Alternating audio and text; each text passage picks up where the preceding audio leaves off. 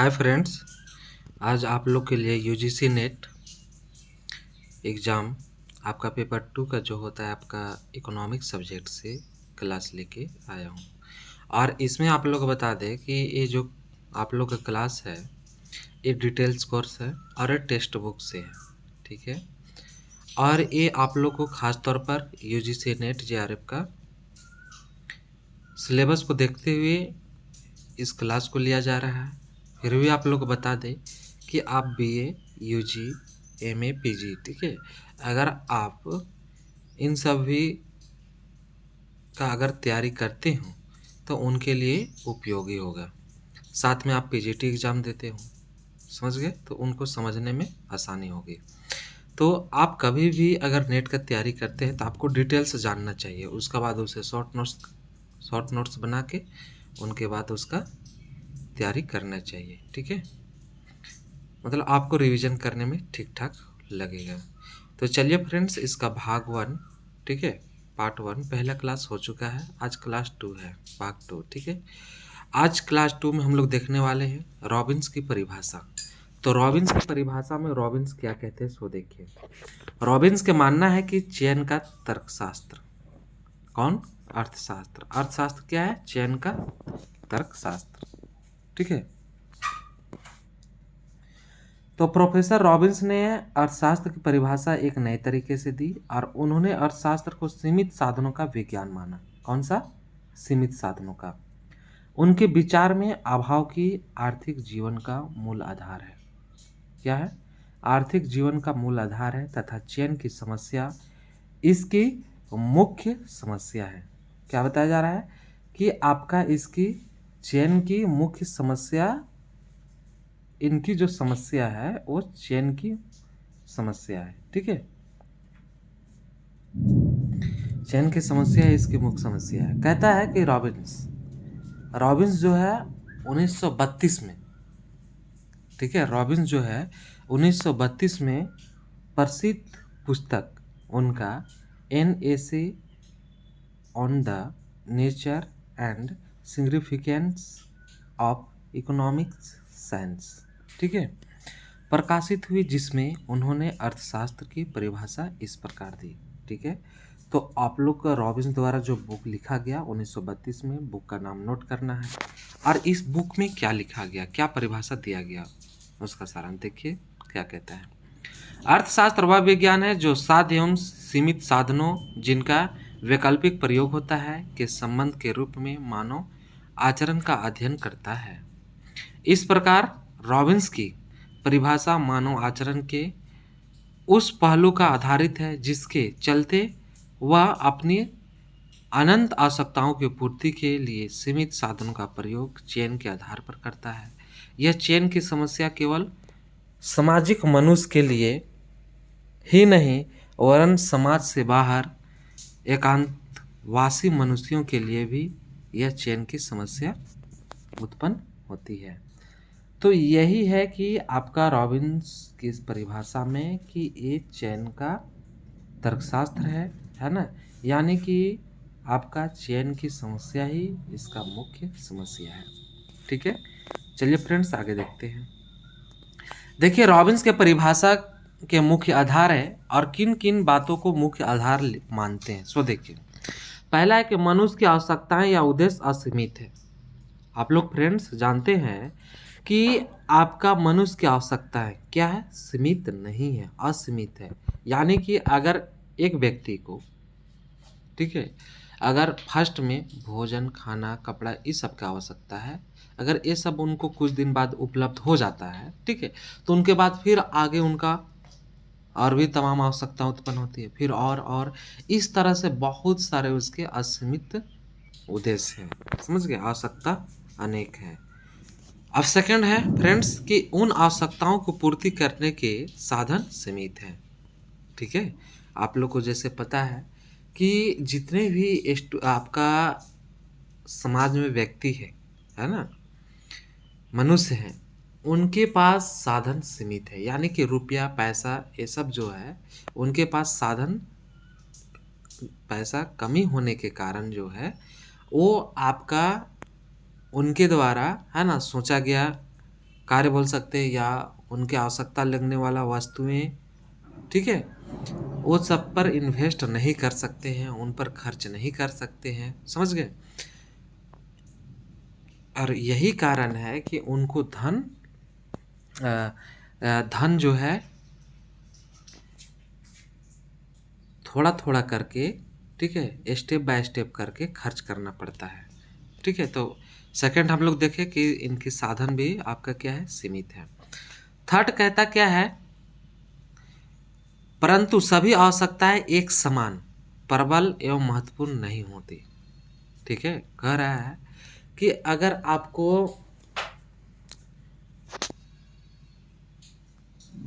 आवश्यकता है ना, बहुत ऐसी समान वस्तुओं की आवश्यकता है, कह रहा है कि जैसे आपका भोजन की जितना आवश्यकता है आपको, ठीक है, भोजन की अपेक्षा और भी अन्य वस्तुएं में कम आवश्यकता है, क्योंकि आप भोजन खाइएगा जिंदा रहने के लिए, आप जिंदा रहिएगा तभी कुछ कर पाइएगा, समझ गए। तो उसी तरह से तमाम मान के चलिए, आपको पढ़ना है, मनोरंजन करना है, घूमना है, भोजन खाना है, घर बनवाना है, कपड़ा चाहिए, तरह तरह का कुछ है।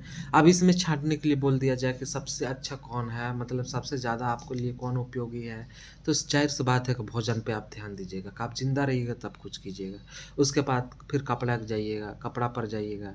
इस तरह से आप जितना दैनिक जीवन है आपका एक बेसिक जो आपको आवश्यकता है ना, उस आप पूरा करने के बाद फिर आप शिक्षा को कीजिएगा और भी अलग अलग संसाधन पर अपनाइएगा, समझ गए। तो ये सब जो है आपको, और इन सभी बातों से आप लोग को पता चलता है कि आवश्यकताएं जो एक समान नहीं है, किसी को अधिक आवश्यकता, किसी का कम। चलिए आगे आप बढ़ते हैं फ्रेंड्स। साधनों का वैकल्पिक प्रयोग हो सकता है, ठीक है। इसमें बताया जा रहा है कि साधनों का जो है वैकल्पिक उपयोग किया जा सकता है। जैसे यहाँ पर देख सकते हैं कि मनुष्यों के पास जो सीमित साधन होते हैं उनका वैकल्पिक प्रयोग हो सकता है। जैसे किसी एक साधन का प्रयोग एक से अधिक आवश्यकता की पूर्ति के लिए किया जा सकता है, ठीक है। जैसे यहाँ कह रहा है कि यदि हमारे पास 50, ठीक है, रुपये हैं, तो दो उससे हम सिनेमा देख सकते हैं और होटल में नाश्ता कर सकते हैं या पुस्तक ही खरीद सकते हैं। उसी प्रकार यदि किसी सन्यासी के पास 1 घंटे का समय है, तो वह उससे वह या तो विष्णु की पूजा कर सकता है या शिव की पूजा कर सकता है, या उस समय को अपने शिष्यों को शिक्षा देने में बिता सकता है। तो इस तरह से जो है कि आपका कह सकते हैं संसाधनों का सही जगह उसी समय में उसका उपयोग किया जा सकता है।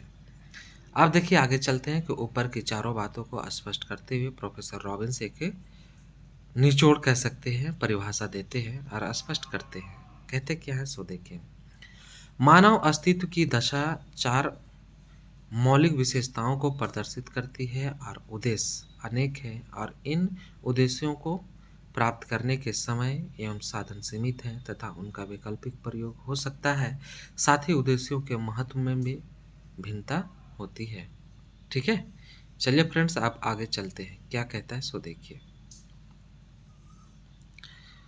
देखिए इस परिभाषा में कुल मिलाकर क्या बात बोला गया है, इस पर शॉर्ट में समझने का प्रयास किया गया।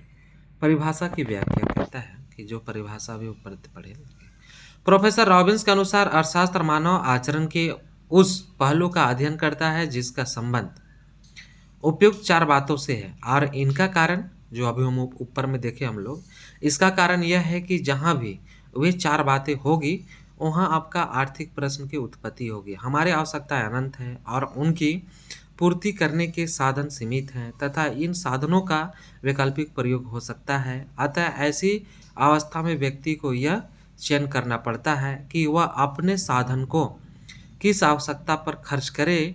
जो आवश्यकता अधिक तीव्र एवं महत्वपूर्ण होती है हम उसी का चयन करते हैं। इसे एक उदाहरण द्वारा स्पष्ट किया जा सकता है। मान लिया जाए कि एक विद्यार्थी के पास 50 रुपये है और उसे पुस्तक खरीदने की आवश्यकता है, सिनेमा देखने की आवश्यकता है तथा उसे एक कमीज भी खरीदनी है। तो अब वह अपने 50 रुपये की किस पर खर्च करे अथवा इन आवश्यकताओं में से वह किसे चुने, ये समस्या उनके सामने आती है। तो इस चयन के प्रश्न को सुलझाने के लिए आवश्यकताओं की तीव्रता का तुलनात्मक अध्ययन करना पड़ेगा और जो आवश्यकता सबसे अधिक तीव्र होगी विद्यार्थी अपने रुपए की उसी पर खर्च करेगा। ठीक है, जैसे में विद्यार्थी के लिए पुस्तक खरीदने की आवश्यकता है सबसे अधिक तीव्र गति पर, ठीक है, अधिक तीव्र है, अतः वह अपने साधन को इसी प्रकार सबसे पहले खर्च करेगा। ठीक है, और वो चुनाव करके अपना इन्वेस्ट करता चला जाएगा। और इसी कारण बता दें फ्रेंड्स, ठीक है, आप लोग को इसमें, ठीक है, कि अर्थशास्त्र चयन का तर्कशास्त्र है, इसीलिए बोला जाता है। समझ गए? चलिए फ्रेंड्स आगे देखते हैं। अब इसमें हम आप लोग को इम्पोर्टेंट बात बताने ये वाले हैं कि आप देखिए थोड़ा सा कि रॉबिन्स के परिभाषा से यह स्पष्ट हो जाता है कि उन्होंने अर्थशास्त्र को एक यथार्थवादी विज्ञान माना है, न कि आदर्शवादी विज्ञान। कौन सा? यथार्थवादी विज्ञान। ठीक है, उन्होंने अर्थशास्त्र में आर्थिक एवं गैर आर्थिक क्रियाओं तथा भौतिक एवं अभौतिक साधनों के बीच के अंतर को समाप्त कर दिया है। प्रोफेसर रॉबिन्स की परिभाषा वर्गकारिणी न होकर विश्लेषणात्मक है और इसलिए यह अधिक यथार्थ है एवं तार्किक दृष्टिकोण से परिपूर्ण है। और इस प्रकार प्रोफेसर रॉबिन्स ने मार्शल की अनेक त्रुटियों को समाप्त करने की चेष्टा की है और इनकी कुछ विशेषता है, उस विशेषता को देखने के हम लोग प्रयास करते हैं और आप लोग को भी समझना चाहिए। प्रोफेसर रॉबिन्स की परिभाषा मुख्य विशेषताएं निम्नलिखित है। क्या है कि इस परिभाषा के आधार पर अर्थशास्त्र का क्षेत्र बहुत ही व्यापक हो जाता है। पहली बात तो यह है, बड़ा हो जाता है। ठीक है, और रॉबिन्स के अनुसार अर्थशास्त्र का संबंध मानव व्यवहार से है। ठीक है, अर्थशास्त्र का संबंध क्या बताया जा रहा है? मानव व्यवहार से है, न कि केवल सामाजिक व्यवहार से। इसमें मानव व्यवहार को भी लिया। रॉबिन्स के अनुसार अर्थशास्त्र एक यथार्थवादी विज्ञान है, न कि आदर्शवादी विज्ञान। रॉबिन्स की परिभाषा वर्गीकरणीय न होकर विश्लेषणात्मक है। ठीक है, कौन सा? विश्लेषणात्मक है। रॉबिन्स के अनुसार अर्थशास्त्र के नियम सर्वव्यापी होते हैं तो पूंजीवादी एवं समाजवादी दोनों प्रकार की अर्थशास्त्रियों में समान रूप से लागू होते हैं। रॉबिन्स के अनुसार अर्थशास्त्र का संबंध मनुष्य के आचरण के एक पहलू यानी चुनाव करने से है और दूसरे शब्दों में बता दे अर्थशास्त्र चयन का तर्कशास्त्र है। ठीक है, क्या है? चयन का तर्कशास्त्र है। अब इनकी आलोचना भी होती है। रॉबिन्स की आलोचना किन किन बातों पर होती है सो देखिए।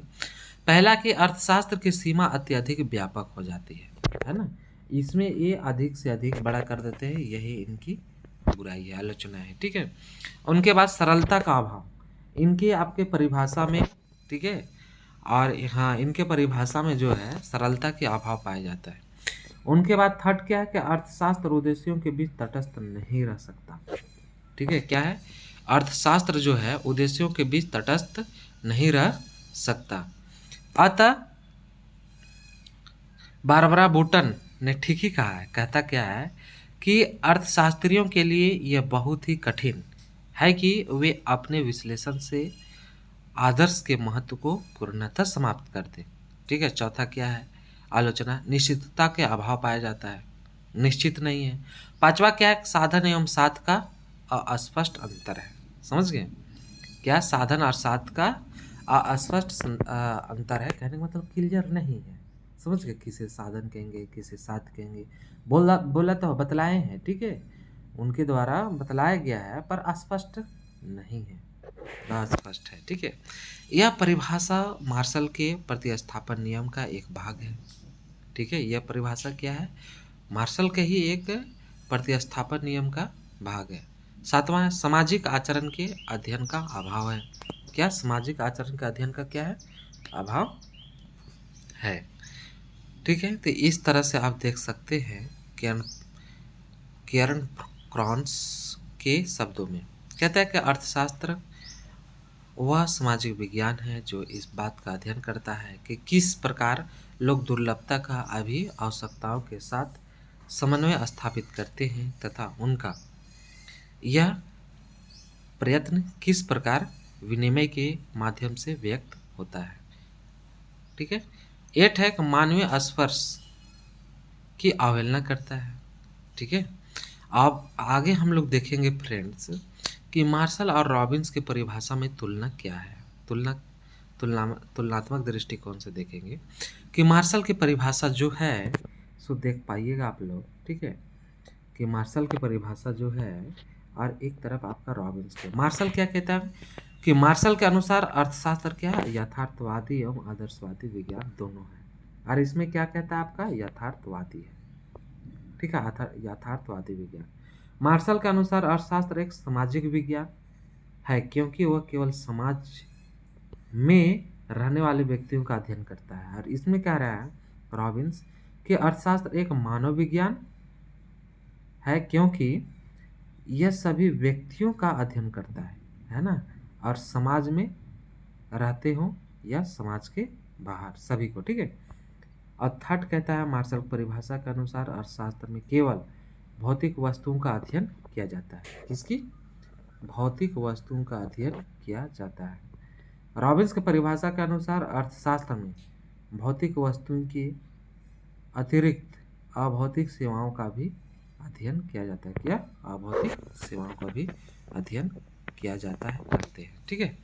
चलिए फ्रेंड्स अब आगे चलते हैं। इसी तरह से चौथा की ओर है। फोर्थ कहता क्या है कि मार्शल ने कि मानव कल्याण में वृद्धि करना है। रॉबिन्स क्या कहता है कि आपका अर्थशास्त्र का कोई आदर्श नहीं है, नहीं होता। ठीक है, और यह उद्देश्यों के बीच तटस्थ है। पांचवा क्या कहता है कि मार्शल की परिभाषा वर्गात्मक है क्योंकि यह मनुष्य की क्रियाओं को आर्थिक एवं गैर आर्थिक दो भागों में बांटती है। ठीक है। पांचवा क्या है कि रॉबिन्स की परिभाषा विश्लेषणात्मक है क्योंकि यह मानवीय क्रियाओं में कोई वर्गीकरण नहीं करती। ठीक है, क्या है, मानवीय क्रियाओं में क्या है, कोई वर्गीकरण नहीं करती है।